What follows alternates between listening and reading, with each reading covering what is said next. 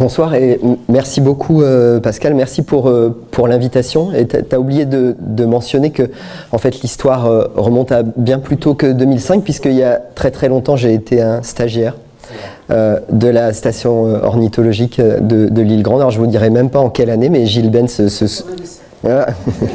Ben voilà, Gilles Benz a vendu la mèche. Donc je suis très heureux et en fait assez ému d'être parmi vous aussi avec les personnels de la station, hein. C'est toujours un peu un retour à la maison. Donc merci de m'accueillir. Je pense aussi qu'on a une collaboration très fructueuse. J'essaye toujours, et beaucoup de mes collègues d'ailleurs, de travailler en synergie avec les gestionnaires d'espaces naturels, aussi avec les ONG. Et ici, c'est peut-être la collaboration la plus fructueuse que j'ai pu avoir. Aussi avec cet aboutissement, l'extension marine de la réserve, ça a été pour moi en tant que chercheur vraiment une tellement bonne nouvelle à un moment où l'actualité environnementale et d'autre part est assez sombre et anxiogène. Donc ça a vraiment été un grand moment. Donc merci pour tout ça. Et puis je vais vous emmener en Arctique et vous devez vous demander. En fait, vous êtes venu ici pour entendre des histoires d'oiseaux. Vous devez vous demander pourquoi sur l'affiche il y avait un type très habillé avec et puis vous voyez derrière des bateaux posés sur la glace, une tente maintenue tant bien que mal avec une bouteille de gaz, un sac à dos et des choses comme ça sur la glace. Alors gardez ça en mémoire et puis on va y revenir juste après. Comme il s'agit de l'Arctique. Et vous en avez entendu parler, quand on pense à l'Arctique actuellement, on pense au réchauffement climatique et on pense à l'Arctique qui se réchauffe 4 fois plus vite que le reste du globe. C'est ce qu'on appelle l'amplification arctique. Vous voyez ici ces sorties de modèles, de différents modèles qui montrent une anomalie de température positive qui s'emballe à partir des années 80, puis au fil des années 90 et jusqu'en 2020. Donc ce réchauffement très marqué de l'ensemble de l'Arctique, avec aussi des pronostics assez sombres ou assez chauds, en tout cas pour la fin du XXIe siècle. Donc ici en vision polaire avec le Groenland ici, la Scandinavie et un beau dégradé de température. Donc là vous avez le réchauffement positif à la fin du XXIe siècle et vous voyez que notamment dans la zone de l'Arctique russe et certaines zones de l'Arctique canadien, ça se réchauffe très vite. Donc tout ça, on en a pas mal entendu parler et aussi dans le rapport du GIEC, on a vu énormément ce type de courbes, de diagrammes, de projections, etc. Mais en fait, le réchauffement climatique, il faut en faire l'expérience directe. Et j'ai un peu l'impression que, en tant que scientifique, on peut continuer à montrer des courbes comme ça jusqu'à la fin des temps, mais ça remplacera jamais l'expérience directe. C'est comme aussi, il faut venir en Bretagne pour comprendre ce que c'est qu'une tempête anormale. Et l'incidence que ça peut avoir sur la zone côtière. Donc je vais vous emmener en Arctique et je vais essayer de vous transmettre une expérience directe de l'incidence du changement climatique en Arctique. Alors l'histoire se passe en 2022, au début du mois de juillet, sur la côte est du Groenland, à l'embouchure du Scoresby-Zone, qui est le plus grand fjord du monde. Et à l'embouchure de ce fjord se trouve une équipe de 7 personnes, 3 Groenlandais, 3 Français, une Française. Donc une équipe groenlando-française partie dans 2 barques ouvertes. Vous en voyez une ici derrière. Et cette expédition était menée par Hjalmar Amundsen, qui est un chasseur groenlandais, avec 50 ans d'expérience sur la glace, et possiblement le meilleur chasseur de tout le Groenland, donc avec une connaissance vraiment assez extraordinaire de cet environnement glacé. Et on est parti à 70 km au sud du Scoresby-Zone pour étudier des oiseaux marins. Ah ça y est, on en vient aux oiseaux marins, dont l'Eider aduvé et aussi la mouette tridactyle, sur un site de falaise pour les mouettes tridactyles, et les Eider aduvés, eux, se reproduisaient sur une île volcanique sur les parties un peu plus planes. Et on était parti pour une semaine pour faire des prélèvements sur ces oiseaux. On est arrivé cas un cas sur notre site d'étude et sur le retour, c'est là où les choses ont commencé à vraiment se dégrader. On s'est fait coincer par la banquise. C'est-à-dire que là où on avait encore un tout petit peu de mer ouverte pour arriver sur notre site d'étude, on était coincé par les glaces et on s'est retrouvé, comme les expéditions du 18e, du 19e, à tirer les bateaux sur la glace. Et une virée qui devait durer une semaine a duré 3 semaines. Bon, on avait quand même pas mal anticipé au niveau de ce qu'on avait amené, mais voilà, ça c'est l'état de notre caisse à vivre au jour 18 pour cette personne. Donc alors je vous rassure tout de suite, ça s'est bien terminé pour tout le monde, mais c'était une expérience marquante, d'une part parce que, en tout cas avec Hjelmer et les Groenlandais, on est ressorti de cette épreuve amis pour la vie, et d'autre part, j'ai compris qu'en fait c'était pas une erreur de sa part, c'est juste que cet environnement côtier avec sa banquise était devenu imprévisible pour lui.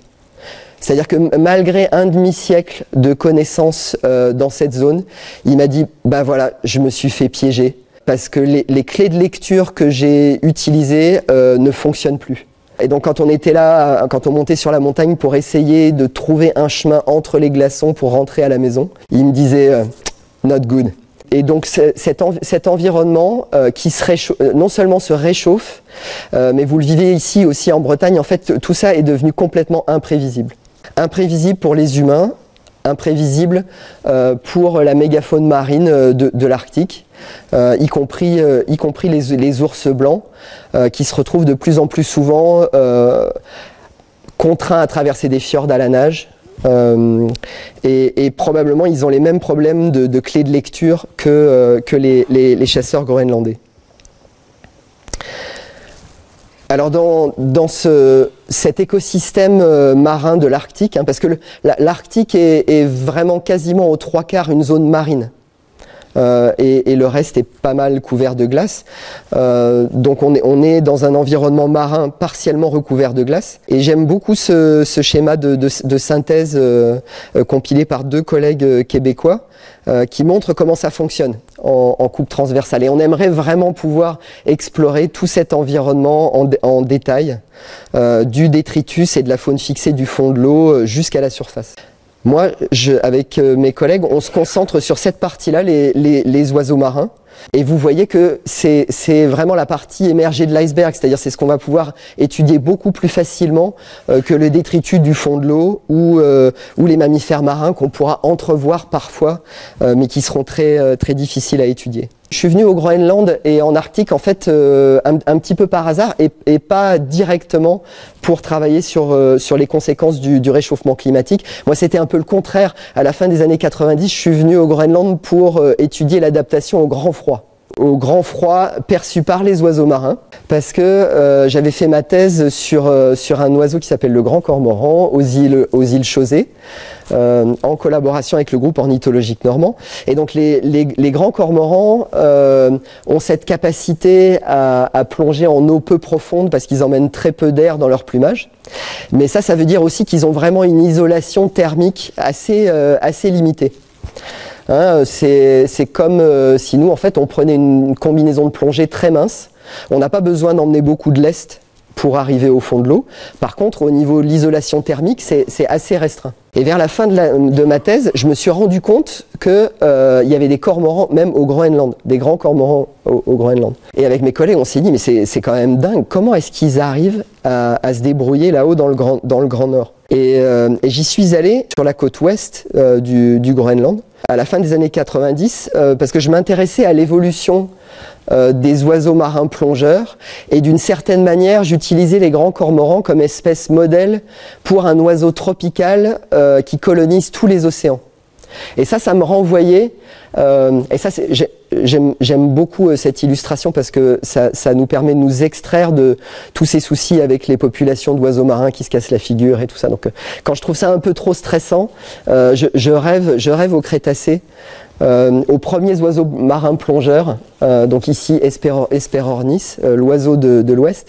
Et vous voyez, on dit quand les poules auront des dents, mais vous voyez que ces oiseaux-là avaient des petites dents. Et aussi, ils faisaient un truc absolument dingue, ils étaient ovovivipares, c'est-à-dire qu'ils donnaient naissance à des jeunes déjà tout prêts. Et on se demande bien pourquoi les oiseaux marins n'ont pas conservé ça, parce qu'ils n'auraient pas besoin de s'embêter à revenir à terre pour se reproduire. Donc en gros, voilà, moi je me disais, si je comprends comment fonctionnent les grands cormorans en eau froide, je vais peut-être comprendre la colonisation des océans par les créatures à sang chaud que sont les oiseaux. Donc ça m'a emmené au Groenland Ouest pendant quelques années, et c'est là où j'ai commencé à collaborer avec l'Institut polaire français. Et on s'est intéressé à ces cormorans polaires, et à notre grande surprise, on s'est rendu compte qu'ils se débrouillaient très bien en eau froide. Juste, il fallait qu'ils soient ultra performants et qu'ils restent très peu de temps et qu'ils trouvent beaucoup de poissons très rapidement et qu'ils sortent de l'eau. Donc c'était une adaptation comportementale assez spectaculaire. En 10 minutes, ils avaient terminé leur journée de travail. Merci. Mais le truc qui nous a vraiment scotché, c'est qu'on s'est rendu compte qu'ils faisaient ça pendant la nuit polaire. Donc ils restent là au Groenland toute l'année, ils migrent pas, à peu près 70 degrés nord, et ils restent dans la nuit polaire. Donc non seulement c'est très froid, mais c'est aussi très sombre, et ils continuent à capturer des poissons de manière très efficace. Et on a vraiment... Ça nous a pris... enfin moi j'ai compris seulement plus d'une décennie plus tard comment ils faisaient. À votre avis, comment ils font pour trouver des poissons comme ça dans le noir? Enfin, il y a un petit peu d'aurore boréale et tout ça, mais... Vous avez une idée comment... Ah, madame a tout de suite trouvé, ouais. Ouais, ils ont une faculté auditive équivalente à celle des mammifères marins. Et c'est des collègues danois qui ont trouvé ça. Alors c'est pas du tout une découverte que nous on a pu faire, mais c'est des collègues danois à l'université du sud du Danemark qui étaient spécialistes des mammifères marins. Et ils s'ennuyaient un peu après des décennies à étudier les marsouins et tout ça. Ils se sont dit, ben tiens, si on testait un oiseau marin plongeur pour voir sa capacité à entendre sous l'eau. Et voilà, et les cormorans, ça s'apprivoise très bien. Donc ils ont pris un grand cormoran et bingo, ils se sont rendus compte qu'ils entendaient super bien. Et vous le savez, les poissons font beaucoup de bruit sous l'eau, hein. Ils pètent, enfin ils mastiquent, etc. Donc pour les cormorans, c'est assez facile de les repérer. Et en plus, la côte ouest du Groenland se réchauffe quand même rapidement en Arctique. Donc pour ces braves cormorans, tout se passe très bien. Donc eux, ils disent vraiment merci le réchauffement climatique. Bon, ils sont pas trop chassés parce que c'est très mauvais le grand cormoran. Les Groenlandais vraiment le cuisinaient seulement pendant la Seconde Guerre mondiale quand il n'y avait plus rien. Et donc avec les grands cormorans au Groenland Ouest, on a une de ces espèces gagnantes dans le contexte du réchauffement de l'Arctique. Hein. Et vous le savez que le réchauffement de l'Atlantique Nord, c'est toutes les communautés animales qui vont se déplacer vers le nord. Hein, le plancton, les poissons, il y a beaucoup plus de maquereaux autour de l'Islande et au sud du Groenland. Et avec les maquereaux, à mon avis, les fous de bassin vont arriver. Hein. Donc moi j'ai pris le pari que là, enfin ça fait un moment que je dis ça, il faudrait que ça finisse par arriver, mais je pense qu'il y a des fous de bassin qui vont nicher au sud du Groenland bientôt. Mais en Arctique, donc il y a des gagnants, mais il y a aussi des perdants. Et avec mes collègues, donc au début des années 2000, le réchauffement de l'Arctique était vraiment manifeste. Et nous, sur le terrain, on le voyait très bien. On campait sur une petite île, on avait notre eau grâce à un petit glacier, et un jour, on n'a plus eu d'eau. Voilà, donc ce réchauffement était vraiment très marqué, et on s'est dit on va étudier l'incidence du réchauffement climatique de l'Arctique sur les oiseaux marins. Et donc on a cherché un perdant, on a cherché un beau perdant. Et on a trouvé le mergule nain, qui est un cousin des macareux, emblème de la LPO et qu'on peut voir aux Sept-Îles. Mais il est beaucoup plus petit qu'un macareux. Et ce tout petit oiseau vit, alors c'est un peu comme une pie sans la queue au niveau de la taille. Et ce petit oiseau vit uniquement en Arctique. Occasionnellement, il y en a qui se perdent par ici l'hiver. Et il faut imaginer ce tout petit oiseau plongeant dans les eaux glacées et passant aussi tout l'hiver en Atlantique Nord. Alors c'est un tout petit oiseau dont on n'entend pas forcément parler, mais c'est quand même un des oiseaux marins les plus abondants de la planète, et certainement l'oiseau marin le plus abondant en Arctique. Et c'est ça qui nous intéressait aussi en tant que chercheurs. On s'est dit que cet oiseau avait une importance écologique majeure parce qu'il va transformer les paysages de l'Arctique en amenant son guano à terre, en fertilisant les zones côtières. Et donc au Groenland, si vous voyez des zones avec des mousses et des lichens, c'est très clairement une zone à oiseaux marins et une zone à mergules. Alors il niche en Atlantique Nord, et mes excuses pour la diapo en anglais, donc ça c'est les tailles de population estimées pour les différentes zones de l'Atlantique Nord. Vous voyez que dans la zone de Thule, au Groenland nord-ouest, il y a des dizaines de millions de mergules. Aussi sur la côte est, là où on travaille, je vais y venir bientôt, dans l'archipel du Svalbard et aussi dans l'Arctique russe. Donc un petit oiseau, mais qui a une importance écologique majeure et qui nous intéresse aussi parce qu'il se nourrit exclusivement de plancton et de zooplancton. Alors pendant très longtemps, dont les copépodes qu'on voit représentés ici sur la gauche. Et pendant longtemps, en fait, on n'avait jamais observé un mergule en train de se nourrir sous l'eau.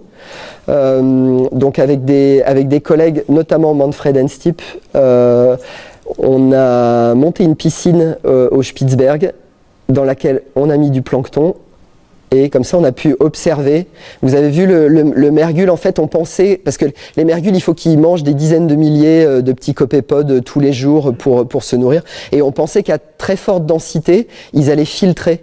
Comme certains oiseaux plongeurs de l'océan austral, comme les prions par exemple, ont la capacité de filtrer. Par contre, les mergules n'ont pas cette capacité de filtrer. Il va falloir qu'ils capturent les copépodes un par un. Vous imaginez le boulot ?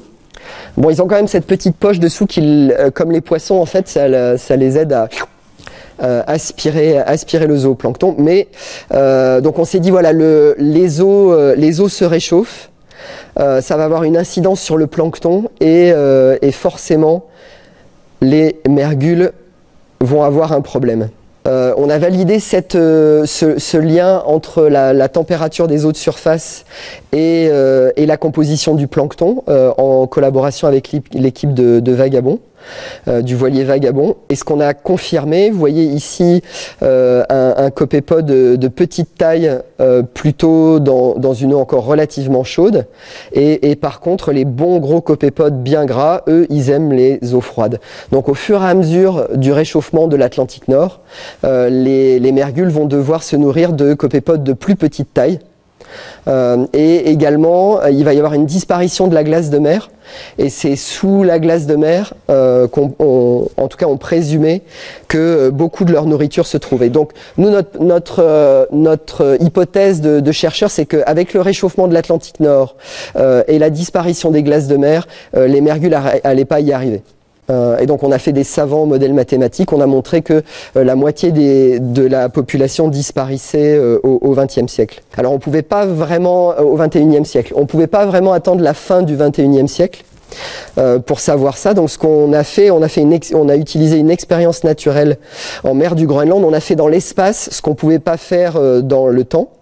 On a comparé l'écologie des mergules sur la côte est du Groenland. Vous voyez, avec le courant de l'est du Groenland, c'est encore une zone relativement froide en Arctique. On a comparé l'écologie de cette population-là avec celle du Spitzberg, et en particulier la côte ouest du Spitzberg se réchauffe très vite, bien que ce soit plus au nord que notre zone au Groenland, parce qu'il y a un petit diverticule du Gulf Stream là, qui remonte et qui réchauffe cette zone. Donc on a pu comparer ces deux situations et en fonction des conditions de température de l'eau et de concentration de la glace de mer, voir si les mergules arrivaient à s'en tirer. Alors avec mes collègues français et étrangers, on s'est plus particulièrement intéressé dans ce triptyque à un site d'étude au Groenland Est, sur la péninsule de Ukalekartek, donc pas très loin de là où on s'est retrouvé prisonnier dans les glaces il y a 2 ans. Et c'est un suivi à long terme qui fête ses 20 ans en 2024. que je co-dirige avec Jérôme Faure,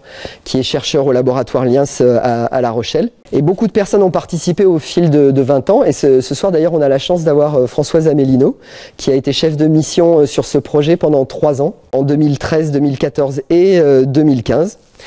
Donc voilà, donc tous les ans, on envoie 3, 4 ou 5 personnes passer quelques semaines dans cette cabane au fin fond du Groenland. La cabane est située ici au pied de cette péninsule, et la colonie de mergules qu'on étudie est ici à flanc de montagne. Et quand on voit en face comme ça, on a l'impression que c'est complètement vertical, hein. Bon, c'est très raide, mais pas vertical. Et vous voyez ici, cette photo est prise en début de saison. Quand on arrive début juillet, il y a encore beaucoup de banquises de glace de mer. Et le seul moyen d'atteindre cette zone, c'est de se faire déposer en hélicoptère. Donc on habite dans cette petite cabane, et tous les jours on monte sur la montagne pour étudier les mergules. Donc là, vous commencez à avoir une idée de la pente. Peut-être que l'orientation de la photo est peut-être même un peu exagérée par rapport à la pente effective. Et les mergules, ils vont nicher entre toutes ces pierres dans l'éboulis. Et on se retrouve en fait exactement dans la position des Groenlandais des siècles et des millénaires passés, qui montaient aussi sur la montagne pour capturer des oiseaux. Et d'ailleurs, il y a plusieurs sites archéologiques qui sont très proches de notre colonie d'études. Donc on travaille dans ce pierrier, et quand on travaille sur le pierrier, il faut un peu avoir des yeux dans le dos, parce que c'est aussi une autoroute à ours. Donc les ours se baladent pas mal dans la zone à la recherche des phoques. Bon, on a cette chance qu'au Groenland Est, dans cette zone-là, il y a encore pas mal de phoques disponibles. Donc pour la plupart, ceux qu'on voit sont bien gras, et ils n'ont pas besoin de manger des petits chasseurs français pour rester en vie.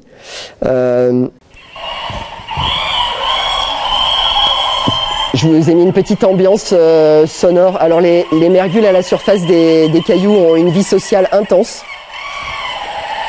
On aimerait bien savoir ce qu'ils se racontent. Et quand on est assis sur les pierres, en fait, on peut vraiment les observer de très près. Voilà, ça discute sec, hein.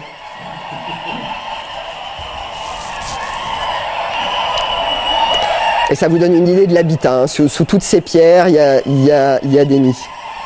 Donc on s'intéresse à leur écologie avec un suivi à long terme et des mesures qu'on effectue tous les ans. Notamment, on travaille sur la croissance des poussins.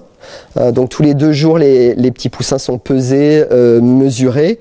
Et aussi régulièrement, on récupère le plancton que certains adultes ramènent pour les poussins. Comme ça, on a une idée de leur régime alimentaire. Et d'autre part, on a une population baguée, d'oiseaux baguets. Alors vous voyez ici, sur les petites pattes des mergules, on met 4 toutes petites bagues, une bague métal avec un numéro gravé, et 3 petites bagues en plastique de couleur. Et comme ça fait un code couleur. Donc celui-là, par exemple, il serait métal, pourpre, jaune. Alors je me prends les pieds dans le tapis parce qu'en fait on utilise le code, on note le code en anglais, parce qu'on est souvent avec des noms francophones. Et donc ça donne des codes pour des oiseaux que souvent on revoit pendant des années, voire des décennies. Et dans cette étude, il y a un oiseau qui est devenu célèbre, qui s'appelle Mo pour Metal Orange White. Voilà. Donc Mo a été bagué adulte en 2005. Et au fil des années, en fait, on revoyait Mo, et on revoyait Mo. Et puis, normalement, l'espérance de vie d'un mergule, c'est 12 ans. Hein. Et cet été, j'ai encore revu Mo, bagué adulte en 2005. Donc Mo est devenu tellement célèbre que Gwenaël David a fait un récit pour la jeunesse, basé sur son histoire. Et il l'appelle le mini-pingouin. C'est classe quand même, mini-pingouin. Moi j'aimerais bien. Mergule c'est pas mal, mais mini pingouin c'est quand même assez classe. Donc avec ce bagage, on a une idée des taux de survie des adultes. Et là, je dois dire qu'il y a encore un grand mystère, parce que les oiseaux marins, normalement, s'ils se prennent pas sur des palangres, etc., vivent très longtemps. Il y en a certains, l'océanite a par exemple la même espérance de vie que nous. Donc les oiseaux marins peuvent vivre longtemps, et une fois adultes, ils meurent peu. Et chez les mergules du Groenland Est, les taux de survie annuels varient beaucoup d'une année à l'autre. Et on n'arrive pas encore complètement à l'expliquer. Moi je pense que ce sont les tempêtes hivernales, en fait, qui certaines années tue beaucoup de ces petits oiseaux, mais on n'a pas encore réussi à mettre le doigt dessus. On a fait plein d'analyses avec plein d'indices climato. Il faudrait peut-être que Françoise Amélino réanalyse le jeu de données parce que elle connaît bien les maths et on aurait peut-être la réponse. Donc voilà, donc on suit les taux de survie des adultes et puis c'est un peu la spécialité de mon équipe. On met tout un tas de petits enregistreurs électroniques sur les oiseaux pour savoir ce qu'ils font en mer. En fait, surtout des accéléromètres. Parce que c'est vraiment ce qu'il y a de plus petit. C'est les mêmes choses que dans vos téléphones portables, les trucs qui comptent le nombre de pas. On a des tout petits appareils qui font 2 grammes qu'on accroche sur les mergules. Et là, on peut vraiment voir chaque battement d'aile dans l'air, sous l'eau. Et là, ce sont des suivis GPS qui permettent de voir que les oiseaux... bon alors, je suis désolé, il n'y a pas d'échelle, mais ils s'éloignent à peu près à une centaine de kilomètres. Et vous voyez à la bathymétrie qu'ils vont aller se nourrir en bordure du plateau continental. Parce que c'est là où beaucoup de plancton est agrégé. Et donc moi, ça fait maintenant 30 ans que je mets ces petites balises sur plein d'oiseaux marins. Et les petites balises nous donnent des informations sur ce qu'ils font en mer. Mais en fait, c'est des choses qu'on voit jamais. Et donc j'étais quand même assez frustré. Et en particulier, les mergules, ils disparaissaient en mer. Et je voulais voir leur zone de nourrissage de mes yeux. Donc la grande nouveauté cet été, l'été 2024, c'est que je me suis associé. Alors vous reconnaissez un certain Yelmer Hammeken dans le fond là, voilà, qui était aussi de la partie. Et le monsieur avec la combinaison rouge au premier plan s'appelle Nicolas Loiseau. Il est chercheur aussi à Montpellier. Donc on a monté un duo de plongeurs pour aller plonger là où plongent les mergules. Et imaginez, vous voyez tout le bazar quand même qu'on se trimballe. Je veux dire, c'est quand même dingue. Et les mergules, 150 grammes. 150 grammes. Et ils y vont grâce à leur plumage. C'est une injure à la thermodynamique. Vraiment. Et après, nous, on peut faire plein de calculs savants pour dire échange de chaleur, tout ça. Mais en fait, je trouve que c'est magique. Donc bref, je voulais absolument voir ça. Avant de m'immerger, le dernier truc que j'ai vu, c'est le sourire de Yelmer. Ça m'a quand même rassuré. Et après, avec Nicolas, on s'est dit, on va passer sous la banquise. Parce que Françoise, pendant sa thèse, avait montré que les mergules aimaient beaucoup aller se nourrir sous la banquise pour manger du plancton bien gras. Donc on s'est dit, on va aller voir sous la banquise ce qui se passe. Et ce qu'on a vu, c'est ça. Et ça a été vraiment le moment en fait assez angoissant de la plongée parce qu'on s'est retrouvés, là on était vraiment face à face et on voyait plus rien. Et qu'est-ce qui se passe? En fait, ce sont les larmes de la banquise. C'est-à-dire que la banquise forcément libère du sel. Parce que la banquise, c'est de l'eau de mer qui gèle. Okay, et l'eau de mer, en gelant, en fait, elle se débarrasse de son sel. Et sous la banquise, on s'est retrouvé dans de la saumure. Alors, il y avait 2 problèmes. Le premier problème, c'est qu'on ne voyait plus rien. Et je pense qu'effectivement, sur 1,50 m sous la banquise, je pense pas que les mergules y vont parce que eux non plus, ils doivent rien voir. Et en plus, comme on était dans cette solution hyper saline, il faisait encore plus froid. On est descendu en dessous de -3 degrés. Et là, tous les détendeurs de mon collègue ont gelé. Donc ça a été la plongée la plus courte de la saison. Mais on y est retourné et on s'est rendu compte que si on descendait 1,50 m plus bas, tout d'un coup, ça s'éclaircissait. Et là, on était dans de l'eau claire. Plus exactement, on était dans une soupe de plancton. On était dans une soupe de plancton et c'était exactement ce que j'avais anticipé. Je m'étais dit, pour que les mergules arrivent à se débrouiller, il faut vraiment qu'il y ait du plancton, mais à donf. Alors, une petite ambiance. Alors vous voyez, moi je suis rassuré parce que c'est Yelmer qui me tient au bout du fil. Et puis il a passé sa vie à guider des chiens de traîneau. Donc voilà. Vous voyez, je me retrouve sous la neige.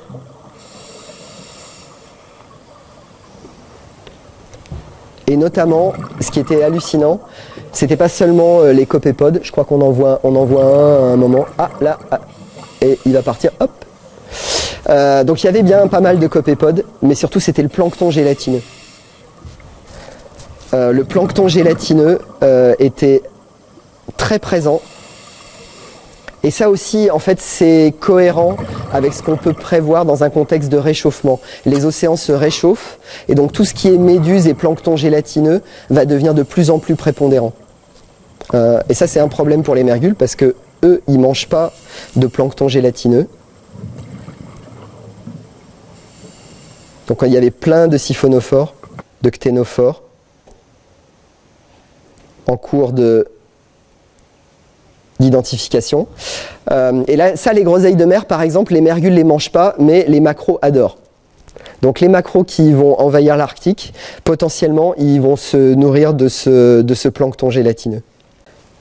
Une fois qu'on a eu bien plongé sous la banquise en pleine eau, quand même, on voulait savoir ce qui se passait plus près de la côte, notamment parce que dans mon idée, il y a tellement d'icebergs dans la zone que, en fait, et j'avais plongé une fois au Groenland Ouest, en fait, les icebergs poncent tous les rochers du fond de l'eau, et donc il n'y a plus rien au fond, il n'y a pas de forêt de laminaire, il y a juste les rochers à blanc poncés par cette glace. Donc on a voulu aller voir, on est descendu là où les marées en fait ouvrent une brèche dans la banquise. Et à ma grande surprise, en fait, c'était une zone dans laquelle les icebergs peuvent pas pénétrer parce que c'est trop peu profond pour que les gros icebergs arrivent. Et donc là, il y avait vraiment une faune du fond de l'eau assez présente. Et notamment au cours de la dernière plongée, on a rencontré Monsieur le Poulpe. Et quand on a montré ces images aux Groenlandais, alors ça, ils en revenaient pas. En fait, ils savaient pas qu'il y avait des poulpes. Je pense que la séquence a fait le tour du Groenland sur Facebook. Voilà, ça, c'était vraiment une rencontre marquante. Mais bon, là, je commence à vous emmener assez loin des oiseaux marins. Donc, on va y revenir. On va y revenir et on va quand même revenir aux mergules parce que vous dites quand même 20 ans de recherche et tout ça, il faut quand même qu'il y ait un peu des conclusions. Et je pourrais vous montrer plein de graphes assommants, tout ça, avec des tendances. Mais je vais vous faire un résumé pour pouvoir passer aux petites histoires d'après. Et à notre grande surprise, en fait, les mergules arrivent à se débrouiller. Donc ça, on pensait pas que c'était possible. Parce qu'ils sont tout petits, ils volent comme des abeilles, ils ont une dépense énergétique sous l'eau, dans le froid, de malades. Mais ils ont réussi en fait à adapter leur comportement de recherche alimentaire en travaillant plus. On pensait pas que c'était possible, hein. Leur dépense énergétique par unité de masse, c'est 8 fois celle des manchots empereurs par exemple. Donc c'est un peu les colibris des océans. Mais en tout cas, ce qu'on a montré en comparant Groenland Est et Svalbard, c'est que ces mergules avaient la capacité de travailler un peu plus et de s'en sortir. Et surtout, ils avaient la capacité d'élever, alors ils ont un seul poussin, il ne faut pas se rater, un seul poussin par an, mais ils avaient la capacité d'élever ce poussin presque quoi qu'il arrive. Mais on s'est toujours dit qu'il doit y avoir un point de rupture. Il doit y avoir un point de rupture malheureusement dans le système et on est en train de le trouver. En fait, le point de rupture sont les tempêtes hivernales et les tempêtes estivales. C'est-à-dire que les tempêtes hivernales, et c'est là où les adultes peuvent mourir. Pas parce qu'ils ont froid ou qu'il y a trop de vent, mais juste parce qu'ils sont pris dans une machine à laver dans laquelle ils vont plus pouvoir se nourrir. Et en fait, ils vont subir cet océan déchaîné. On verra un petit peu plus tard où ils vont passer l'hiver. Et donc, ils n'arrivent pas à se nourrir. Et un mergule qui n'a pas mangé pendant 2 jours et un mergule mort. Donc ça, c'est pour la partie hivernale. Et pour la partie estivale, passer 60 km/h de vitesse de vent, les mergules avancent plus. Parce qu'ils ont des petites ailes, ils n'arrivent plus à nourrir leurs poussins. Donc ça, c'est un des points de rupture. Et puis, un autre point de rupture, et je ne m'étendrai pas là-dessus parce que c'est plus la spécialité de Jérôme Faure qui co-dirige l'étude. Quand on met les polluants dans l'équation, là aussi, les mergules n'arrivent plus à s'en sortir, notamment le mercure.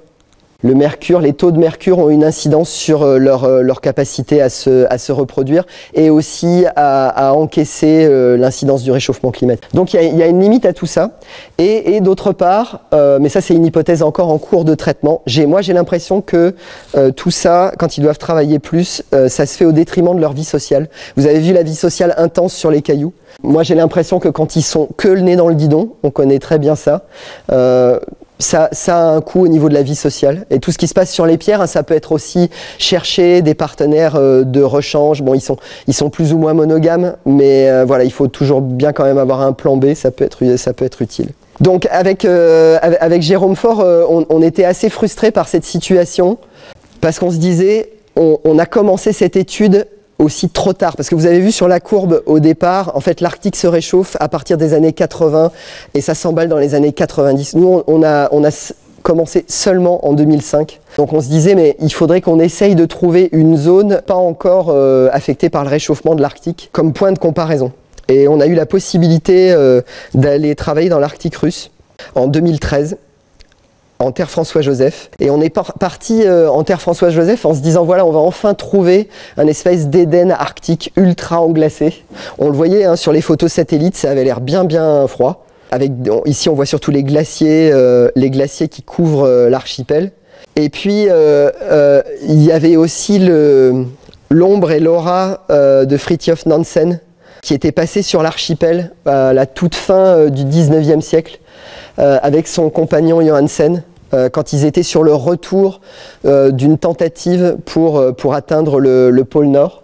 Donc ils ont traversé l'archipel et ils y ont passé un hiver dans des conditions dantesques. Et donc c'était aussi en lisant leurs récits qu'on a pu réaliser à quel point c'était bien froid. Et on s'est dit ce sera idéal pour voir comment se portent les mergules dans une zone très froide. Alors on est arrivé en terre François-Joseph et on a vu ça. Voilà, malheureusement on était trop tard, il y avait de la mer ouverte. Il n'y avait pas de banquise. Par contre, il y avait des colonies d'oiseaux marins, comme jamais, dans toutes ces orgues basaltiques, voilà, des millions de tridactyles, de guillemots, et aussi plein de mergules qui nichaient dans les éboulis. Et dans cette baie, sur laquelle il n'y avait plus de banquise, en bordure de cette baie, il y avait un énorme glacier, le glacier Sedov, qu'on voit ici, hein. Le grand rocher basaltique qu'on voyait tout à l'heure, il est ici dans le fond là. Et il y a des colonies d'oiseaux marins là et ici. Et donc on a fait sur les mergules ce qu'on sait faire, c'est-à-dire qu'on a étudié toute leur écologie et aussi on a mis des petits enregistreurs pour savoir ce qu'ils faisaient en mer. Et heureusement, on a tout de suite analysé les données et on s'est rendu compte que les mergules volaient 5 minutes. Alors que nous on avait l'habitude qu'ils partent en mer à 100 km. Donc ils partaient à 5 minutes. Et c'est là qu'on s'est souvenu qu'on en avait vu dans la baie, on avait vu des mergules en ligne comme ça, à la queue leu-leu. Et on a réalisé qu'ils étaient sur un front, et ils étaient sur le front en fait de fonte du glacier Sedov. Donc ici vous avez un petit schéma fourni par Philippe Bertrand qui a fait sa thèse au Québec et qui a trouvé exactement la même chose chez les mouettes tridactyles au Spitzberg. Donc vous avez ici le glacier qui est en train de fondre, la décharge sous-glaciaire, et vous voyez ici vous avez une remontée d'eau, et avec cette remontée d'eau vous avez beaucoup de plancton qui va pouvoir pousser, et aussi il y a pas mal de plancton qui va être tué par un changement brusque de température et de salinité. Et donc les braves mergules, ils étaient là, alignés sur ce front de glacier, et ils picoraient les copépodes qui étaient pas en très bon état. Là aussi, on est tombé sur en fait une adaptation, en tout cas un comportement insoupçonné. Et les mergules russes s'en tiraient très bien. C'était des méga mergules, hein. Ils pesaient 180 grammes au lieu de 150, on aurait dit des mini guillemots. Voilà, ça se passait bien pour eux, mais en fait ça se passe bien pour eux tant qu'il y a un glacier en train de fondre. Et donc le coup du front de glacier, hein, vraiment, et de la fonte qui a beaucoup été étudié aussi au Spitzberg, ça agrège tout un tas de prédateurs marins. Donc les mergules, les mouettes tridactyles, les phoques barbus, et derrière les phoques, qui est-ce qui vient? Il y a aussi les ours. Et donc une équipe internationale a montré notamment que les glaciers côtiers en train de fondre au sud-ouest du Groenland ces fronts de glaciers étaient devenus un refuge pour une population d'ours qui vivait que dans cette zone. Alors je vous ai parlé de la migration tout à l'heure, donc j'y viens. On travaille pas seulement sur les mergules pendant la saison de reproduction, on suit aussi leur migration. Et là vous voyez Jérôme Faure qui est en train de libérer un mergule qui sur sa patte a un minuscule enregistreur de lumière qui pèse 1 gramme accroché sur sa bague. Et donc avec les niveaux de lumière, on va avoir une idée de la durée du jour et de l'heure du zénith pendant toute la période migratoire, et on va pouvoir avoir une idée des mouvements des mergules en Atlantique Nord. Donc avec plein de collègues, on a fait ce type d'études, on a mis des toutes petites balises sur des mergules pour 4 colonies, sur l'île aux ours, au Spitzberg, au Groenland Est et au Groenland Nord-Ouest. Et ce qu'on voit à l'automne, en tout cas pour ceux du Groenland Est et du Spitzberg, ce qui est assez intéressant, c'est qu'ils restent dans le nord de la mer du Groenland. Ils partent pas tout de suite vers le sud. Et ça, c'est une zone extrêmement productive dans laquelle ils vont pouvoir faire une mue partielle et aussi probablement engraisser avant leur parcours migratoire. Et puis après, ils partent vers le sud. Bon, alors ils partent vers le sud, mais pas, en fait pas si loin que ça. Hein. C'est pas des sternes arctiques qui vont partir jusqu'en Antarctique de l'autre côté du globe. Et ça aussi, c'est quelque chose que je trouve vraiment incroyable, c'est que ces tout petits oiseaux, en tout cas ceux du Groenland-Est, pour la plupart, ils vont aller se mettre dans cette zone au milieu de l'Atlantique Nord, qui est soit riche en plancton, mais aussi riche en tempêtes pendant la phase hivernale. Et là, ils vont faire le bouchon pendant des mois avant de remonter au Groenland l'été suivant. Et ce qui se passe en fait dans un contexte de réchauffement climatique, c'est que les trajets des cyclones en Atlantique Nord vont de plus en plus au nord. Et donc ces cyclones, maintenant, entrent dans cette zone. Et pendant sa thèse, Manon Clairbeau a montré que ces tempêtes hivernales avaient vraiment une incidence très forte sur les mergules. Alors là, il y a le retour au printemps. Et dans un contexte de réchauffement climatique, justement dans le cadre de la thèse de Manon Clairbeau, on s'est dit, mais ces mergules de terre François-Joseph, si l'océan Arctique fond complètement, eh ben, ils ont la possibilité de traverser pour aller dans le Pacifique Nord. Et cette idée, en fait, elle venait pas de nulle part. Elle vient du fait, je vous ai montré au début la carte de répartition des mergules en Atlantique Nord. Mais en fait, ce que j'ai pas mentionné, c'est qu'il y a quelques mergules qui nichent aussi sur l'île de Saint-Laurent, ici, juste au sud du détroit de Bering. Donc on savait qu'il pouvait y avoir des mergules là-bas. Et donc on s'est dit, si les mergules en ont un petit peu marre de l'Atlantique Nord et qu'en plus, il n'y a plus de glace, ils vont pouvoir partir dans le Pacifique. Alors ça paraît loin, mais en fait si on fait le calcul sur l'ensemble de l'hiver, ils sont gagnants parce que ici c'est beaucoup moins froid en hiver qu'en Atlantique Nord. Donc on pourrait assister au fur et à mesure du réchauffement de l'Arctique aussi à un renversement de certaines voies migratoires. Et dès qu'on a eu publié ce papier, d'ailleurs, on a eu des nouvelles de plein de collègues qui nous ont dit « Ah oui, c'est vrai, ça marche ». Bon, alors ça marchait beaucoup dans l'autre sens, en fait. Il y avait pas mal d'espèces de poissons ou d'oiseaux qui se mettaient à traverser du Pacifique vers l'Atlantique Nord. Alors toutes ces recherches sur les oiseaux marins dont j'ai présenté seulement une petite partie aujourd'hui, on les garde pas pour nous. Avec Jérôme, on est représentant français dans différents groupes de travail du Conseil arctique. Mais je dois dire que une des choses les plus satisfaisantes, ça a été d'aller dans les écoles au Groenland. Dans les écoles au Groenland pour parler de notre travail. Et pour dire aux élèves groenlandais, ben, en fait, dans 20 ans, vous serez à notre place, parce que les écologues de demain, c'est vous. Alors vous voyez, ils étaient au taquet, hein. Je pense qu'il n'y a pas moyen d'être tellement plus au taquet. Mais après, quand on a parlé avec les parents d'élèves, ce qui était étonnant, les parents d'élèves nous disaient, mais en fait, vous êtes sérieux ? Quand vous dites à mon fils ou à ma fille qu'il pourra faire votre métier dans 20 ans, je disais mais oui bien sûr. Et d'ailleurs pour une personne groenlandaise avec un master, enfin cette personne a actuellement un boulevard professionnel. Mais il y a dans les communautés groenlandaises et dans les villages, l'écologie scientifique fait pas encore partie du paysage. Si vous voulez en savoir plus sur notre programme, Aurélien Prudor, qui est vidéaste, a fait un petit film qui s'appelle Des mergules et des hommes, que vous trouverez sur Vimeo. D'ailleurs, c'est ce même Aurélien Prudor qui avait fait le premier film sur la grippe aviaire chez les fous de Rouzic. Et on a fait un second film plus étoffé qui a été diffusé par le CNRS. Voilà, j'arrive au bout des histoires et des racontars arctiques pour aujourd'hui. Je voudrais souligner le fait que c'est vraiment un travail d'équipe avec des dizaines de personnes. Donc seulement une partie sont présentes ici et je dois dire que surtout quand j'ai pas le moral à cause de la crise de l'environnement, finalement c'est de pouvoir travailler avec toutes ces personnes sur le terrain et au labo qui enchantent mon existence et je voudrais les remercier toutes et tous et aussi vous remercier pour votre attention. Merci.